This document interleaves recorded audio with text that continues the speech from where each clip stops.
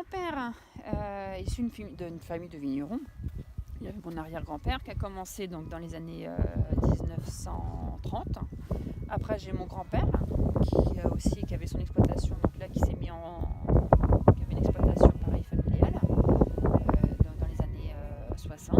Ensuite, mon père l'a rejoint avec ses frères et sœurs dans les années 70. Et ensuite, voilà, ils ont créé leur propre domaine, ils travaillaient sur 10 hectares. Et en 2009, je travaillais déjà avec mon père depuis 2003. Et en 2009, on a repris une exploitation avec mon père, donc de travailler 3 hectares, et vraiment comme on le désirait, vraiment de la façon qu'on avait envie, c'est-à-dire voilà, sur un domaine certifié en agriculture biologique et biodynamie. Donc en 2009.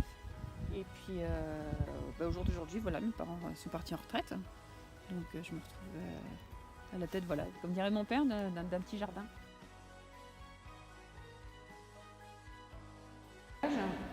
Donc les mous directement mis en barrique, fermentation alcoolique et malolactique en barrique.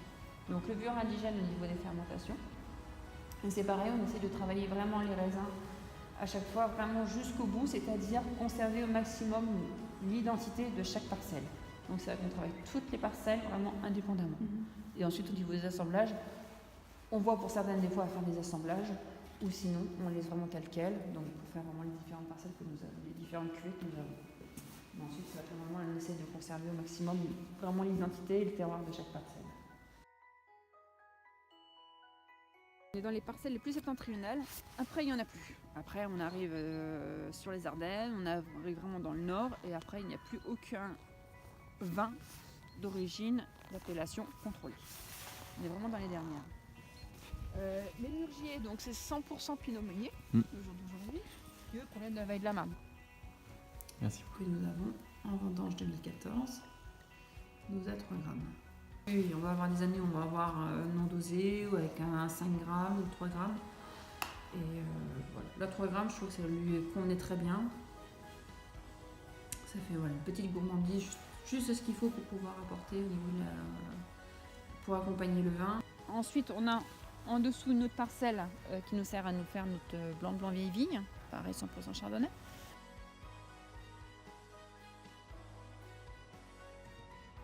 Vraiment la première parcelle qu'on a commencé, que mon père a commencé à travailler en agriculture biologique, certifiée. Donc on est sur notre parcelle de chardonnay. Papa avait pris cette parcelle-là parce qu'on a la chance, vous voyez, que ça soit de part et d'autre, d'être vraiment, entre guillemets, chez nous. Pas contaminé par des personnes, on n'est pas à côté de quelqu'un d'autre. Donc c'est vrai que ça nous a permis de vraiment comprendre, contrôler, voir ce que l'agriculture biologique pouvait nous apporter. Qu'est-ce qu'elle apportait à la vigne, qu'est-ce qu'elle faisait à la vigne. Et c'est vrai que les résultats sont que, voilà, presque 14 ans après, on en est que tout domaine certifié en bio. Donc il a fait ce choix-là, c'est parce qu'en plus de ça, ici on est en sélection massale. Donc c'est une parcelle qu'il a plantée il y a 50 ans. C'est vrai qu'on essaie de travailler vraiment en conservant l'identité du terroir et de chaque parcelle. Donc là, c'est vrai qu'on a une grande parcelle, la cuvée Les Rachets, millésimée 2011. 100% chardonnay, donc c'est la parcelle où vous étiez tout à l'heure, juste devant. D'accord. Donc en sélection massale. Et on est sur un 0 dosage.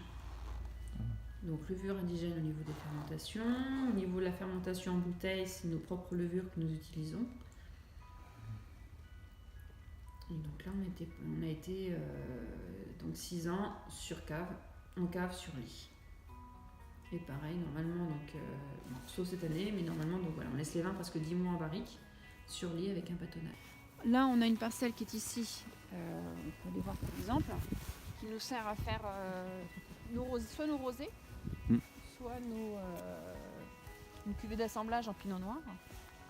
Donc là, un rosé de saignée que je vous fais déguster, pinot noir, pinot meunier, millésimé 2012, dosé à 3 grammes.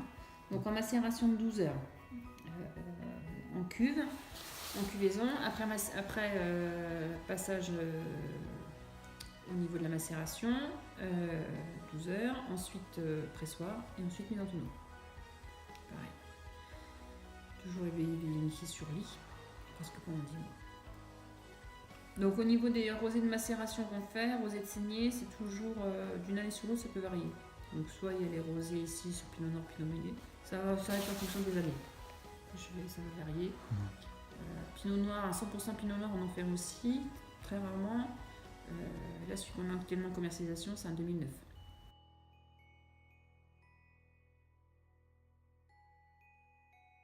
Tout à fait, voilà. Donc le soleil avec le calendrier lunaire. Les dehors, qui ont été faits par la tonnerie de Champagne, on est passé devant. Pour la petite histoire, c'est lorsqu'on a eu notre incendie, donc ça je me retrouvais avec 60 barriques inutilisables. À part les mettre au feu, je ne peux pas faire grand chose d'autre, bien qu'elles avaient déjà été brûlées. Et des personnes ont voulu nous aider, nous dit qu'est-ce qu'on peut faire pour t'aider, qu'est-ce qu'on peut. Voilà. J'en sais rien, j'ai par contre si vous voulez me débarrasser, j'ai 60 barriques, je peux rien en faire. Ok, donc les personnes sont venues, nous ont fait des dons. Et avec les dons, j'ai pu me racheter les deux foudres, les deux 2008 que nous avons ici. Donc Arnaud c'est vrai qu'Arnaud est un très grand défenseur du champagne de terroir. C'est vrai que là-dessus, franchement, on a un représentant qui l'affirme très fort.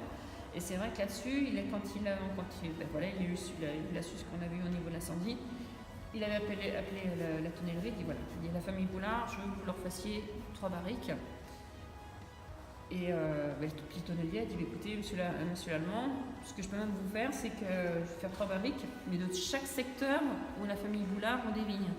Donc c'est vrai qu'il nous a fait une barrique avec les bois qu'on a où on était, une autre barrique sur la Baie de la Marne, et puis on a une petite parcelle aussi sur Maille-Champagne.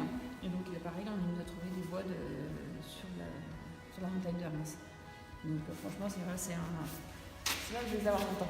Voilà, mais c'est ça, c'est nos petites parcelles, et on fait comme on a envie, et c'est comprendre au mieux notre vigne.